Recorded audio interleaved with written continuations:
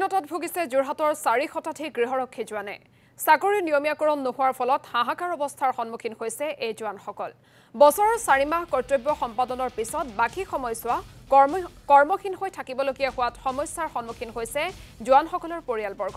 জিলাখনৰ 4 শতাধিক গৃহৰক্ষী জোৱানৰ ক্ষেত্ৰত চৰকাৰে কোনো ব্যৱস্থা গ্ৰহণ নকৰাত সৃষ্টি হৈছে তীব্ৰ ক্ষোভৰ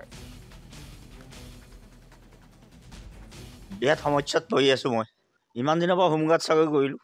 এতিয়া মই ক'তো হাজিৰাও কৰিব নোৱাৰা হ'লোঁ মানুহে চবে কয় চাকৰিটো কি কৰিলি মইহে জানো চাকৰিটো কি আমাৰ চাকৰিটো উঠা নমা বিলকুল কষ্টত ভুগি আছোঁ মুখ্যমন্ত্ৰী ডাঙৰীয়াও আমাৰ পাৰ্টিটোৰ কাৰণে অলপ চাব লাগিছিল আজিলৈকে একো নাচালে আপোনাৰ দৰে কিমান এনেকুৱা লোক আছে 400 ওপৰত আছোঁ বহি এতিয়াও তিনিবাৰ নাম ভৰাই থৈ আহিছোঁ ইলেকশ্যন ডিউটি যাওঁ বুলি অকল এটা দৰমহা পাই গ'লোঁ 25,500 তাৰপিছত চাকৰিটো পৰা বহুৱাই দিলে ঘৰলৈ গুচি আহিবলগীয়া হ'ল